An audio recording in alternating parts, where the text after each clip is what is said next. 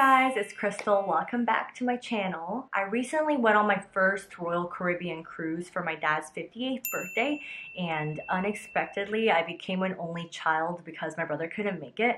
But I've had the most relaxing trip, and I think I finally understand why people say that once you've been on one, that you're definitely going back again.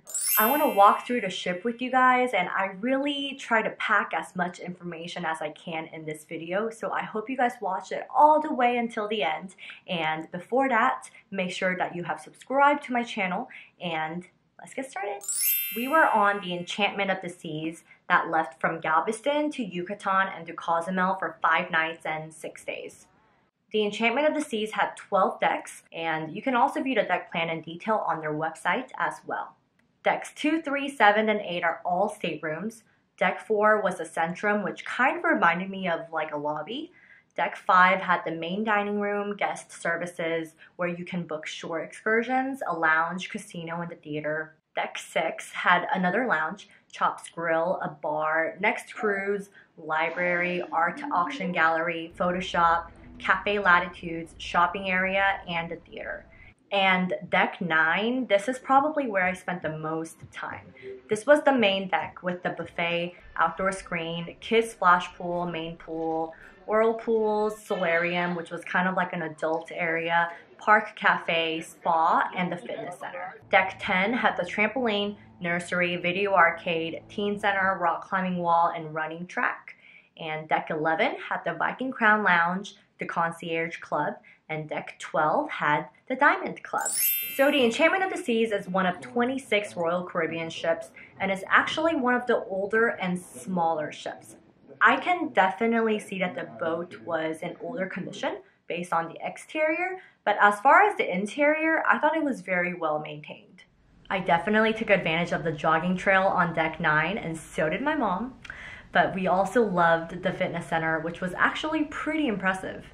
Because deck 9 was the main deck, a lot of the activities took place here as well, like this free Zumba class that my mom and I both participated in, and it was a blast. We made a couple of friends. The fitness center also offered free fitness classes as well as paid classes, and I loved that. Now, let's talk about food. One of the top things that people look for when going on a cruise, right? So the Enchantment of the Seas had complimentary dining options as well as specialty restaurants where you had to pay extra for. And this is the same for all cruise ships. The Windjammer Cafe was a buffet that served breakfast, lunch, and dinner with a very casual dress code, whereas the My Fair Lady dining room was a more formal dining option. And for this one, we did make reservations each night, and we were seated at the same table with the same servers, and I thought that was really cool. We got to choose an appetizer, a main entree, and a dessert item that were different daily.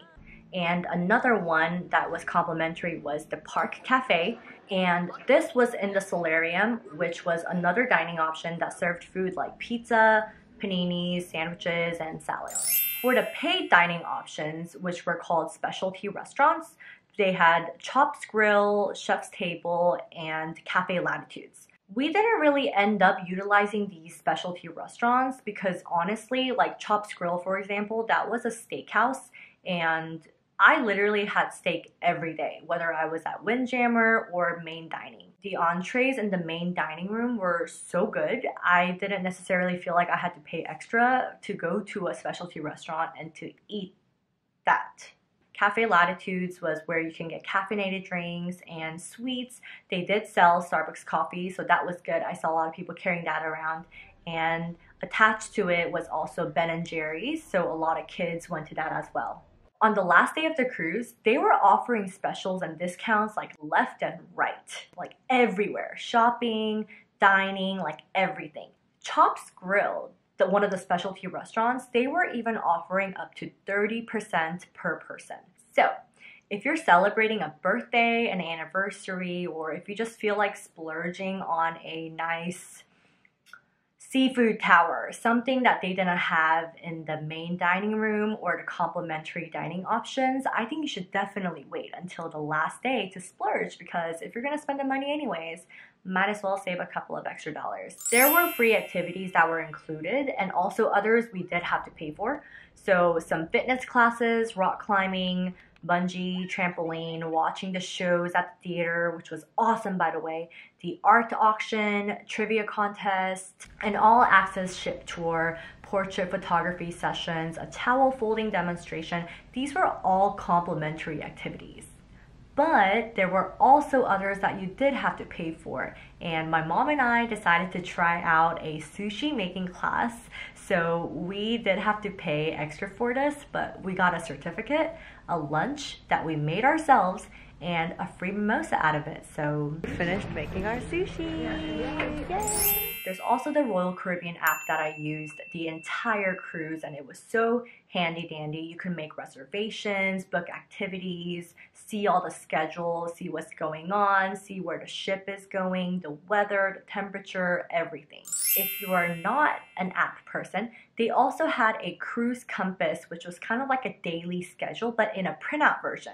When we came back to our rooms after dinner, it was always laid out. So that way you can check out the next day's schedule and see everything that's going on. Okay, let me share the stateroom that I stayed in. We chose the spacious ocean view balcony, and although we did have to pay extra for the balcony, my parents and I all agreed that having that private space was absolutely worth it. Let me show you guys what the room looks like. So right when you walk in, you have the closet and then the bathroom. And surprisingly, the bathroom is actually pretty more spacious than I had expected. So the sink area, and then the shower looks like this. And there's a trash can right here, and there's storage. Storage, storage, storage, storage, storage. Hello. And then as soon as you come out, there's more storage, which is one thing I love about this room. There's storage here. Excuse the messiness, but there's storage, storage, storage, storage, storage. And then the way the closet is, there's the closet right here. Actually, lots of space with clothing. And there's another set of drawers right here, and then the bed, some more storage right there, storage, storage, and then we have the TV, and then a mini fridge, some more storage, and extra storage here as well, and a personal safe to leave all your passports and whatever you think is necessary. 3 set of mirrors, and there's also storage here as well. It's 1, 2, 3, 4 on each side of the mirror. And this is the sofa bed that we used. You could also pull it out or leave it just in this way. This was plenty of room for me. And then some more storage here. And this one is on each side. If you choose an ocean view balcony room, this is what you'll get.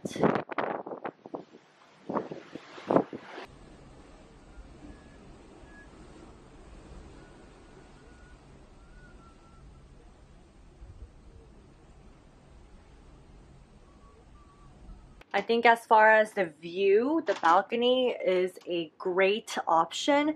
The only thing is the balcony area is a little more rusty, and you could definitely tell that the ship is a little older, but nevertheless, I think it's a great way to have a private space for you to really enjoy the scenery and without having to go up to the pool deck and share it with everybody else. That concludes the room tour. This room was 7112.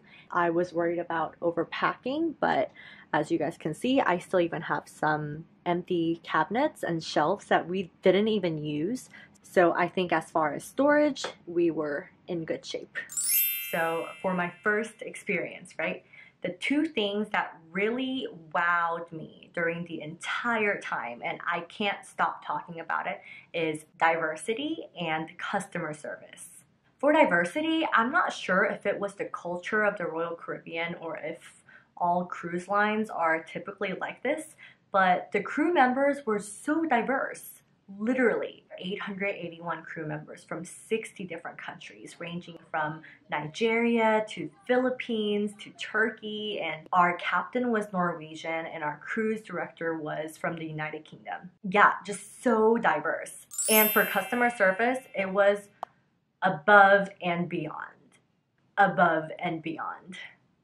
Did I say above and beyond? So for Royal Caribbean, there is an automatic gratuity that gets added to your bill between $14.50 to $18.50 depending on your room. And this is split among the crew members.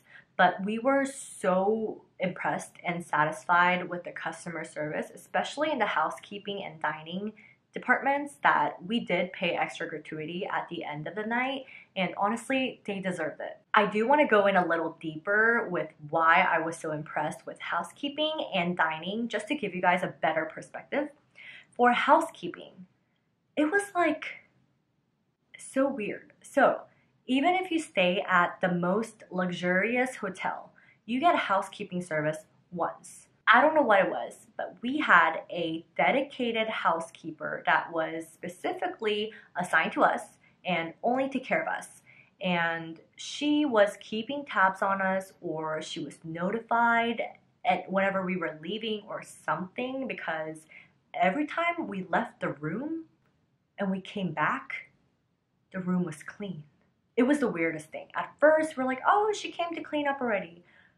Every time we went out, it was clean. Like the bathroom's clean, the towels were gone, the dirty towels were gone. She folded our clothes. Our stateroom attendant actually wrote us a personal letter.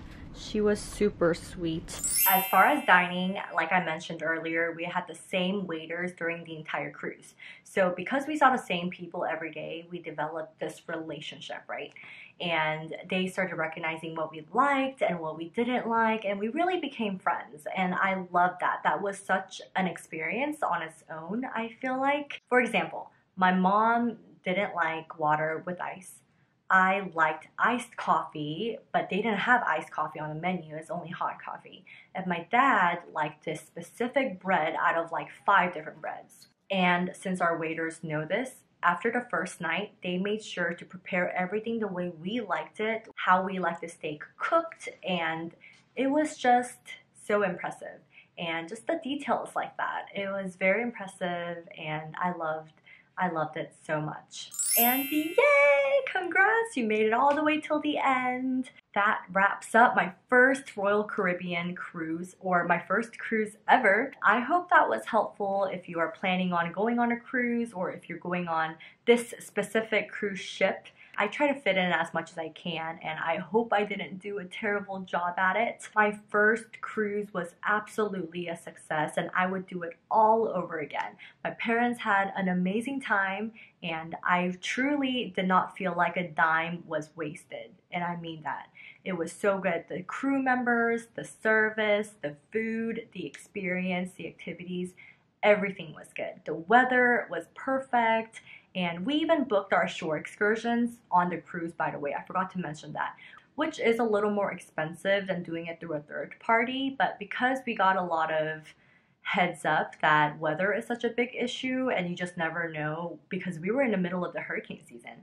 So we weren't sure about that, but it was absolutely worth it. We have nothing to complain about after our first cruise. So we will definitely be going on another one, and hopefully my brother can come with us next time. I hope you enjoyed this video, and if you haven't yet, please like this video and make sure you have subscribed if you haven't, and I'll see you guys in the next one. Bye!